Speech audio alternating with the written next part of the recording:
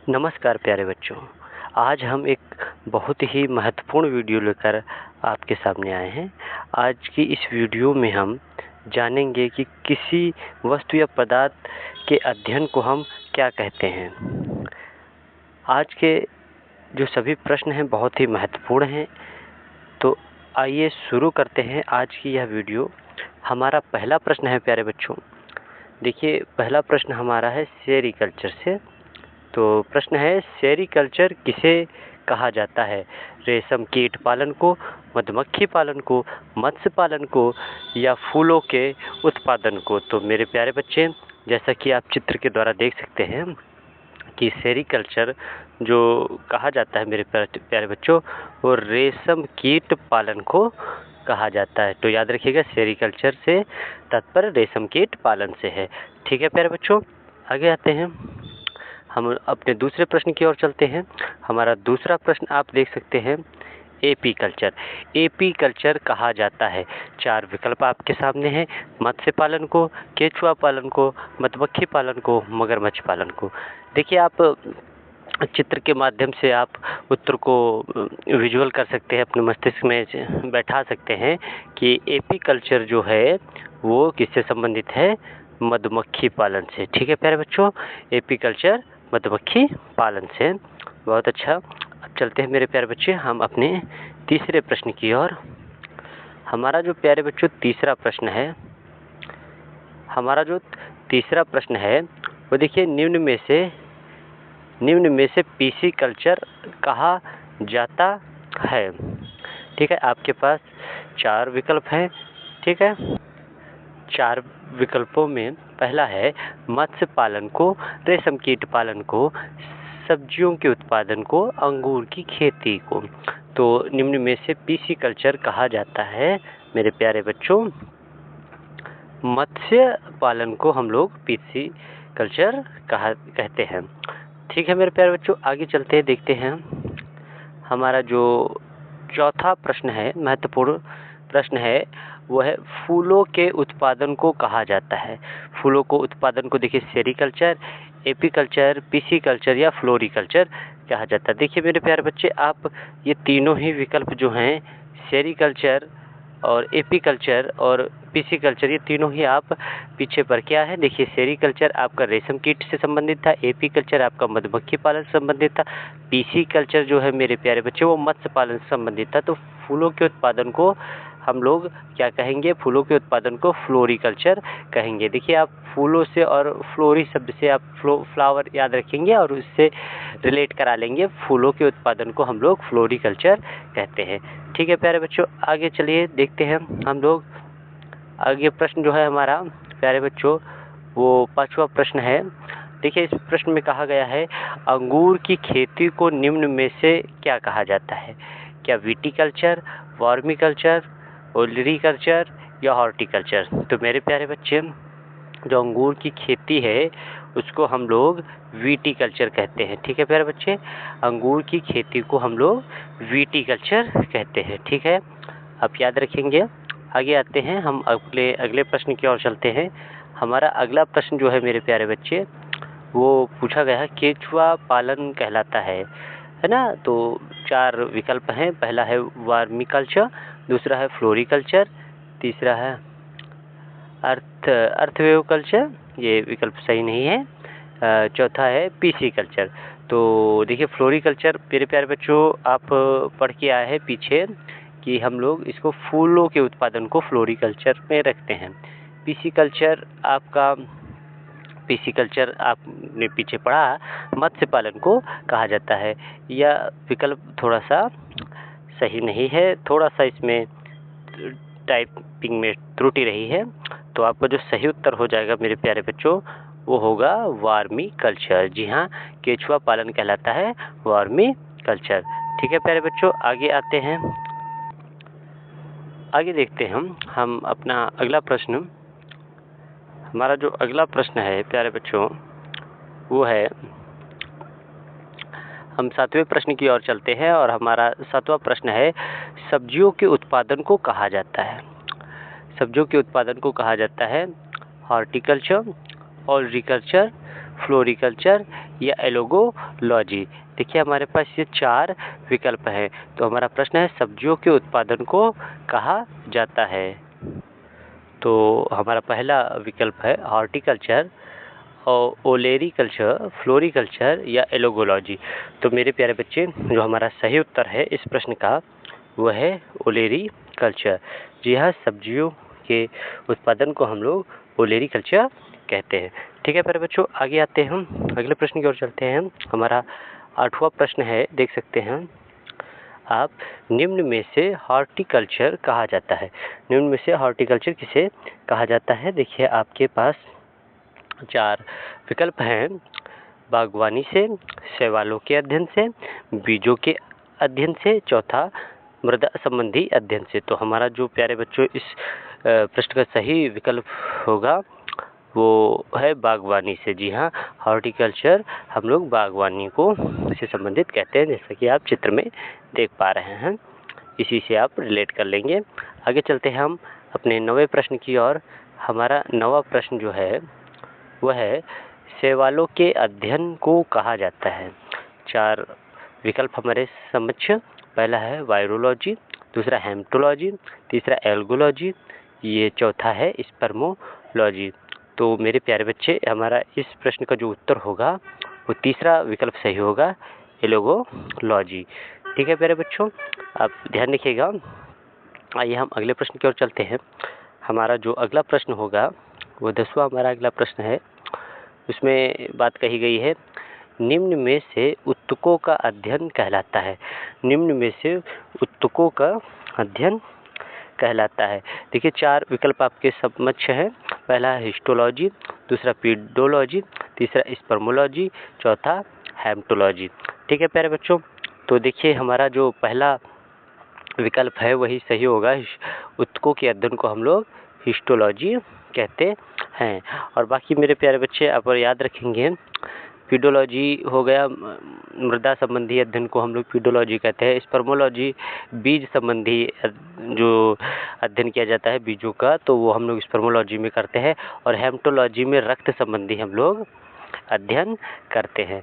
तो हमारा जो 10वें प्रश्न का जो सही उत्तर है कि उत्तकों का अध्ययन हम किस में करते हैं, वो हिस्टोलॉजी में करते हैं। ठीक है प्यारे बच्चों, आगे चलते हैं हमारे अगले प्रश्न में की और। हमारा अगला प्रश्न जो है 11वां प्रश्न है। देखिए मृदा संबंधी अध्ययन क्या कहलाता है? देखिए पीडोलॉजी, वायरोलॉजी, कार्डियोलॉजी या डर्मेटोलॉजी। देखिए हमारा इस प्रश्न का जो उत्तर होगा तो वो सही होगा पीडोलॉजी। जी हाँ, मृदा संबंधी अध्ययन हम लोग पीडोलॉजी में करते हैं। वायरोलॉजी में हम लोग वायरस या विषाणुओं का अध्ययन करते हैं। कार्डियोलॉजी में हम हृदय संबंधी अध्ययन करते हैं। और डर्मेटोलॉजी हम त्वचा संबंधी अध्ययन करते हैं। तो ये बात याद रखिएगा, आगे प्रश्नों में हमें ये सहायता करेंगे सरल करने में। देखिए हमारा 12वां प्रश्न है मेरे प्यारे बच्चों, बीजों का अध्ययन कहलाता है। देखिए पहला विकल्प है स्पर्मोलॉजी, दूसरा है वायरोलॉजी, तीसरा है लाइकेनोलॉजी, चौथा है डर्मेटोलॉजी। तो मेरे प्यारे बच्चे, जो हमारा सही उत्तर होगा वो होगा पहला विकल्प स्पर्मोलॉजी। जी हाँ, हम लोग बीजों के अध्ययन को स्पर्मोलॉजी कहते हैं।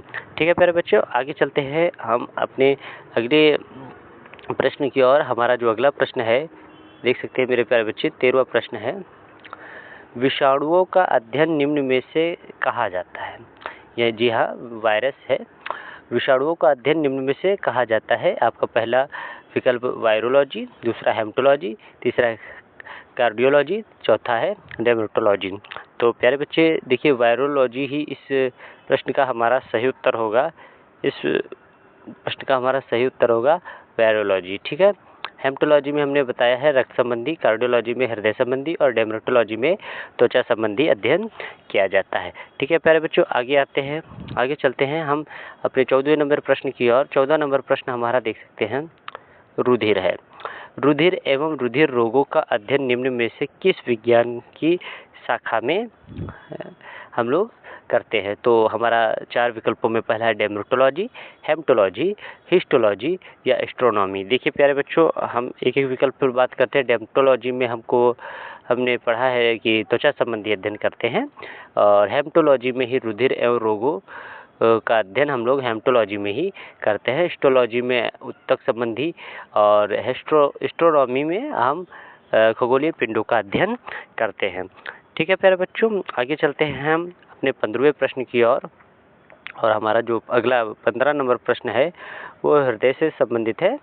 हृदय का अध्ययन निम्न में से किस विज्ञान की शाखा में किया जाता है?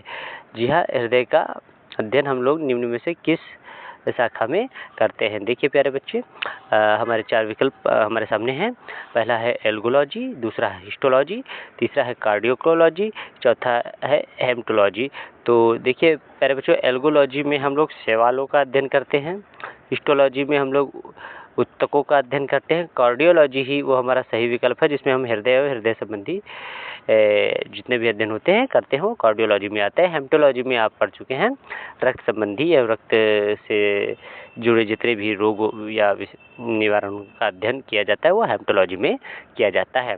ठीक है प्यारे बच्चों, आगे आते हैं हम लोग अपने अगले प्रश्न की ओर। हमारा 16वां नंबर का प्रश्न है। देखिए ध्यान से देखिए प्यारे बच्चों, लाइकेंस का अध्ययन क्या कहलाता है? लाइक्रोलॉजी, विटिकल्चर, एपीकल्चर या पिसिकल्चर?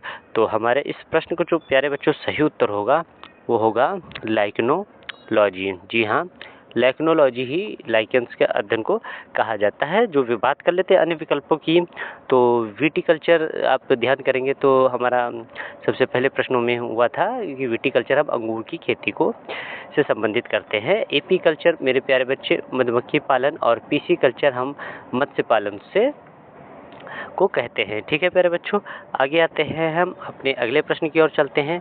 हमारा जो प्रश्न अगला प्रश्न है वो 17वां प्रश्न है, वो आप देख सकते हैं। त्वचा का अध्ययन निम्न में से किस शाखा में किया जाता है? जी हाँ, नीचे विज्ञान की 4 शाखाएं हैं और क्या हम लोग हेमेटोलॉजी में त्वचा का अध्ययन करते हैं या पीडोलॉजी या डर्मेटोलॉजी या कार्डियोलॉजी?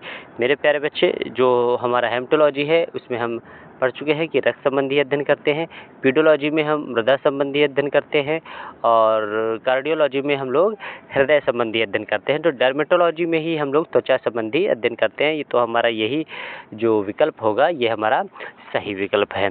ठीक है, त्वचा का अध्ययन हम लोग डर्मेटोलॉजी पे करते हैं। ठीक है प्यारे बच्चों, आगे चलते हैं हम अपने अगले प्रश्न की ओर। देखिए हमारा जो अगला प्रश्न है मेरे प्यारे बच्चों, खगोलीय पिंडों का अध्ययन को कहा जाता है? क्या कहा जाता है ये बात है, तो क्या फॉरेस्ट्री कहेंगे, एस्ट्रोनॉमी कहेंगे, पैलियोलॉजी कहेंगे या वर्मी कल्चर को कहेंगे? आइए बात कर लेते हैं विकल्पों पे। फॉरेस्ट्री हम वनों के अध्ययन को हम लोग फॉरेस्ट्री कहते हैं। एस्ट्रोनॉमी हम खगोलीय पिंडों के अध्ययन को करते हैं, जैसा कि प्रश्न भी पूछा गया कि खगोलीय पिंडों के अध्ययन को क्या कहा जाता है, तो हमारा दूसरा विकल्प ही सही हो जाएगा, एस्ट्रोनॉमी।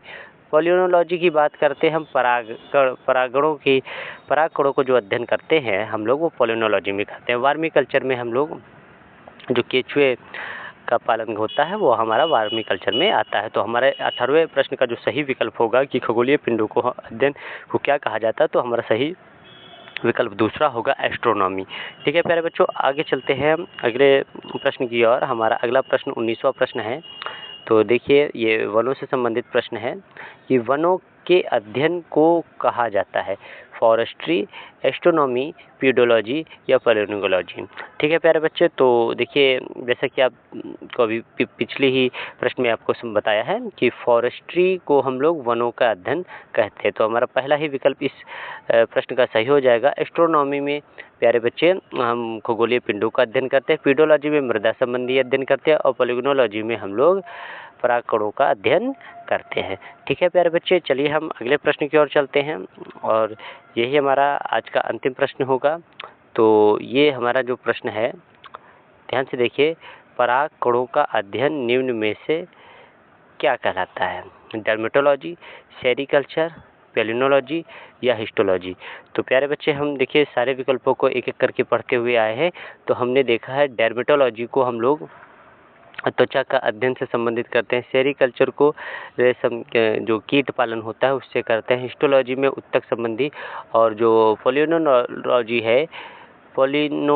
है वो हम प्यारे बच्चों संबंधित करते हैं परागकणों के अध्ययन से। तो अभी तक हम लोगों ने सभी एक एक करके सभी को पढ़ा। तो देखिए मेरे प्यारे बच्चे, परागकणों के अध्ययन को पोलिनोलॉजी कहते हैं। तो इस तरीके से आप सभी प्रश्नों को एक बार दोबारा देख लेंगे कि वनों के अध्ययन को हम लोग फॉरेस्ट्री कहते हैं। और इसमें देख सकते हैं मेरे प्यारे बच्चे, खगोलीय पिंडों के अध्ययन को हम लोग क्या कहते हैं, एस्ट्रोनॉमी कहते हैं। और आगे देख सकते हैं मेरे प्यारे बच्चे, त्वचा के अध्ययन को हम लोग जो डर्मेटोलॉजी करते हैं। तो इसी प्रकार से मेरे प्यारे बच्चे आप एक बार पुनः इनको रिवाइज कर लीजिएगा। लाइकेंस का अध्ययन कहलाता है ना, लाइकेनोलॉजी। ठीक है प्यारे बच्चे, तो आज की वीडियो में बस इतना ही। आशा करते हैं कि आपको वीडियो पसंद आई होगी। धन्यवाद।